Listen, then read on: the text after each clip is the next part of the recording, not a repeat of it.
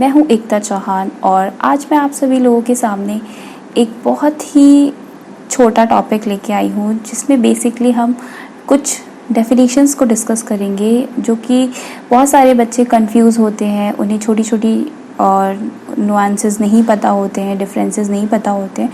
तो आज हम एनवायरनमेंट से, जो भी हम अपने आसपास चीज़ें देखते हैं, एनवायरनमेंट से रिलेटेड कुछ हम टर्म्स को डिस्कस करेंगे एंड होपफुली आपको अच्छा लगेगा।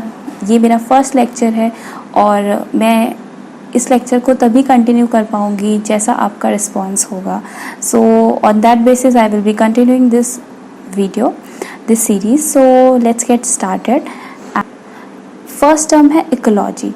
इकोलॉजी को अगर मैं दो पार्ट में डिवाइड करूँ तो इकोज का मतलब होता है होम और प्लेस टू लिव। तो जिस भी हम जगह पे रहते हैं उसको इकोज बोलते हैं। और लोगोज, लोगोज मतलब होता है स्टडी। तो जिस भी जगह पे हम रह रहे हैं उसको स्टडी करने को हम इकोलॉजी कहते हैं। ठीक है, तो इकोलॉजी की यही डेफिनेशन है कि साइंटिफिक स्टडी करना एनवायरनमेंट की, उसके रिलेशनशिप की, किसके साथ, जो भी उसके अंदर लिविंग ऑर्गेनिजम्स रह रहे हैं। ठीक है, तो आपका इकोलॉजी मतलब, इकोलॉजी को अब आप आसानी से डिफाइन कर पाएंगे। Basically it is a scientific study of the relationship of the living organisms with each other and with their environment. ठीक है, तो हम एनवायरनमेंट में रहते हैं तो अब हमें ये भी पता होना चाहिए कि एनवायरनमेंट क्या होता है। तो एनवायरनमेंट की अगर मैं बात करूँ तो ये एक सम टोटल है लिविंग और नॉन लिविंग, क्योंकि सिर्फ लिविंग चीज़ें तो नहीं रहती हैं, नॉन लिविंग चीज़ें भी रहती हैं एनवायरनमेंट में। तो दोनों का जो सम टोटल है वो एनवायरनमेंट बनाता है। जो भी हमारे सराउंडिंग्स हैं, जो भी चीज़ें हैं, वो हमारा एनवायरनमेंट कहलाती हैं। ठीक है, तो बेसिकली एनवायरनमेंट क्या हुआ, it is a sum total of living and non living components, influences and events surrounding an organism. तो जो भी किसी ऑर्गेनिजम्स के आसपास जो sum total living and non living components होते हैं, जिससे हम इन्फ्लुएंस होते हैं, वो हमारा एनवायरनमेंट होता है। अब लिविंग और नॉन लिविंग को हम अबायोटिक और बायोटिक भी कहते हैं। एबायोटिक और बायोटिक में क्या होता है कि एबायोटिक में जो नॉन लिविंग थिंग्स होती हैं उनको हम काउंट करते हैं और बायोटिक में जो लिविंग थिंग्स होती हैं। तो बेसिकली ये अबायोटिक और बायोटिक जो है वो एनवायरनमेंट के हमारे दो कंपोनेंट्स हैं। ठीक है, तो अबायोटिक में अगर मैं बात करूं तो पहला आएगा आपका एनर्जी, रेडिएशन। एनर्जी से ही सारी दुनिया चल रही है। सन हमें एनर्जी देता है, राइट। सन सबसे बड़ा सोर्स है एनर्जी का हमारे अर्थ पे। रेडिएशन, जो भी हम वो रेडिएट करता है, जो भी रेडिएशन देता है, तो वो भी अबायोटिक में ही आएगा। टेम्परेचर एंड हीट फ्लो, जो भी सन की एनर्जी से जो भी टेम्परेचर हमारा और हीट हमें मिलती है अर्थ पे। वाटर हो गया, एटमॉस्फेरिक गैसेस हो गया, ये सब सारी चीज़ें ज़रूरत पड़ती है हमें सरवाइव करने के लिए, राइट। क्योंकि अगर हवा नहीं होगी तो हम कैसे ब्रीथ करेंगे, पानी नहीं होगा तो हम कैसे सरवाइव करेंगे, नहीं कर पाएंगे ना।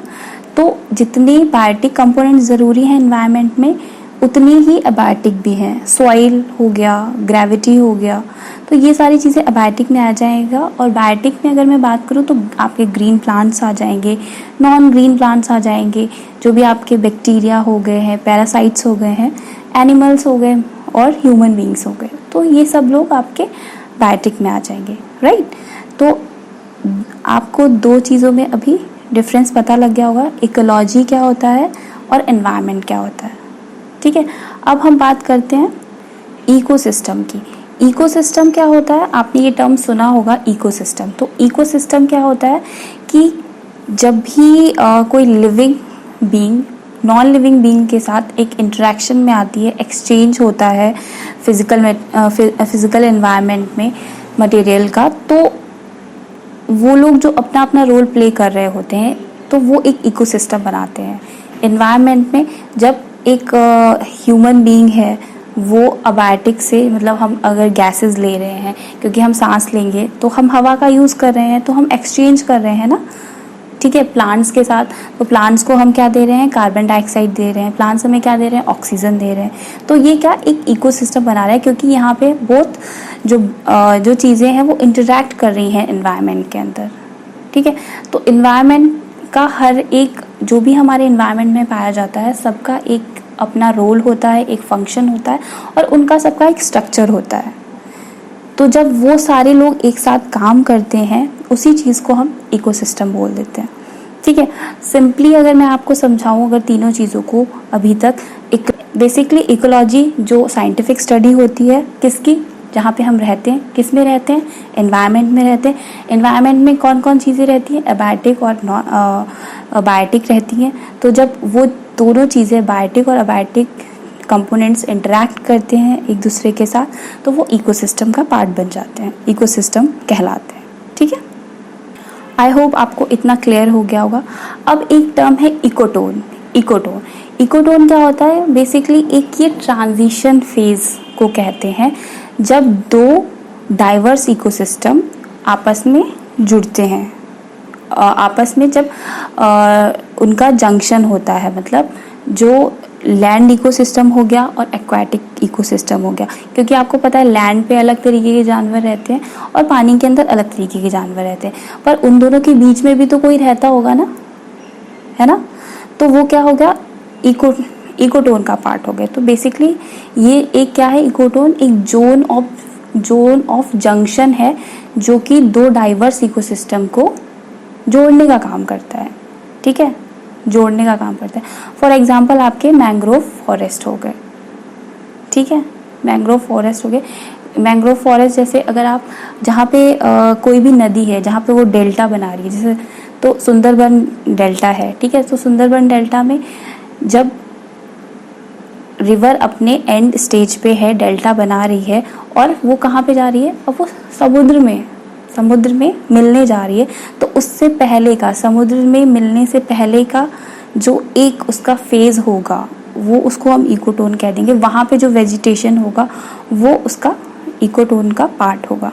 ठीक है, बेसिकली अगर मैं बात करूँ तो जो आपका बचपन होता है और आपका जो अडल्टहुड होता है, आपका अडल्टहुड जो होता है, जवानी होती है, उसके बीच का एक पार्ट होता है, क्या होता है वो, एडोलेसेंट एज। एडोलेसेंट पीरियड जो होता है वो बेसिकली आपका ट्रांजिशन है, किसका, बचपन और जवानी के बीच का। ठीक है, तो ये इकोटोन हो गया। फिर एक टर्म आता है बायोम। बायोम एक बहुत ही वाइड टर्म है। क्यों, क्योंकि यहाँ पे जो हमारा टेरेस्ट्रियल जो इकोसिस्टम है उसको, टेरेस्ट्रियल एनवायरनमेंट को डिवाइड किया गया है कई सारे रीजन में। ठीक है, तभी आप देखते होंगे कि मतलब कहीं पे बहुत ठंडी पड़ रही है, कहीं पे गर्मी पड़ रही है, कहीं पे मिक्स क्लाइमेट है। तो बेसिकली वहाँ पे क्लाइमेट चेंज होगा, वहाँ पे वेजिटेशन अलग होगा, एनिमल अलग होगा, क्योंकि हर जगह पे अलग अलग तरीके के, एशिया में कुछ अलग तरीके के जानवर पाए जाते हैं, अफ्रीका में कुछ अलग तरीके के जानवर पाए जाते हैं। अफ्रीका का एनवायरनमेंट या क्लाइमेट जो है वहाँ पे, वहाँ का अलग है, यहाँ का अलग है। जहाँ अफ्रीका का जो वेजिटेशन है वो अलग है और एशिया का जो वेजिटेशन है वो अलग है। तो बेसिकली ये क्या है कि बायोम है, ये एक लार्जर पिक्चर है जिसमें कि सब कुछ आ जाता है आपका बायोम में। बायोम अगर मैं एक वैसे सबसेट की तरह बात करूं तो बायोम एक बहुत बड़ा टर्म है। उसके अंदर आपका एनवायरनमेंट भी आ जाता है, इकोसिस्टम भी आ जाता है और आपका इकोटोन भी आ जाएगा। ठीक है, फिर एक टर्म बचता है बायोस्फीयर। बायोस्फीयर, तो बायोस्फीयर क्या होता है, बेसिकली आपने सुना होगा एटमॉस्फेयर होता है। एटमॉस्फेयर जहाँ पे हवा, सिर्फ हवा ही हवा है। लिथोस्फेयर, लिथोस्फेयर क्या होता है कि जो आपका लैंड हो गया, लिथोस्फेयर मतलब लैंड। और हाइड्रोस्फेयर, तो हाइड्रोस्फेयर मतलब रिलेटेड टू वाटर, पानी। तो अगर आप देखेंगे जब आप बहुत ही ज़्यादा एक्सट्रीम एटमॉस्फेयर में चले जाएंगे तो क्या वहाँ पे लाइफ एग्जिस्ट करती है, नहीं करती, है ना। अगर आप बहुत ज़मीन के अंदर चले जाएंगे तो क्या ज़मीन के अंदर बहुत ज़्यादा लाइफ एग्जिस्ट करती है, बहुत डीप में जाएंगे नहीं करती। क्यों, क्योंकि वो एक्सट्रीम है। पानी के बहुत अंदर, ओशियन के अंदर चले जाएंगे तो वहाँ पे लाइफ एग्जिस्ट करती है, नहीं करती।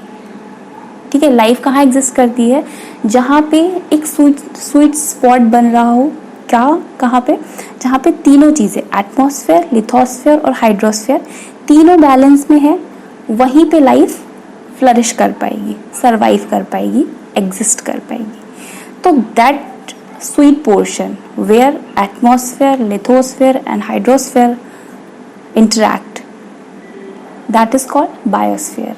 बायोस्फीयर में ही हमारी लाइफ पॉसिबल है।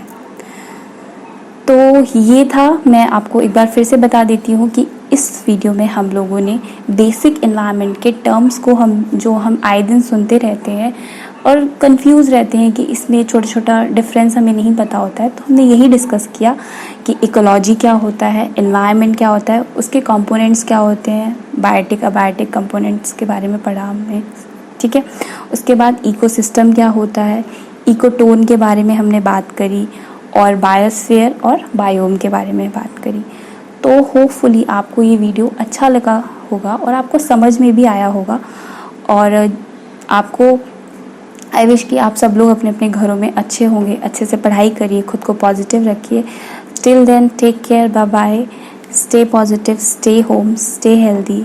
Signing off. Thank you so much for listening me.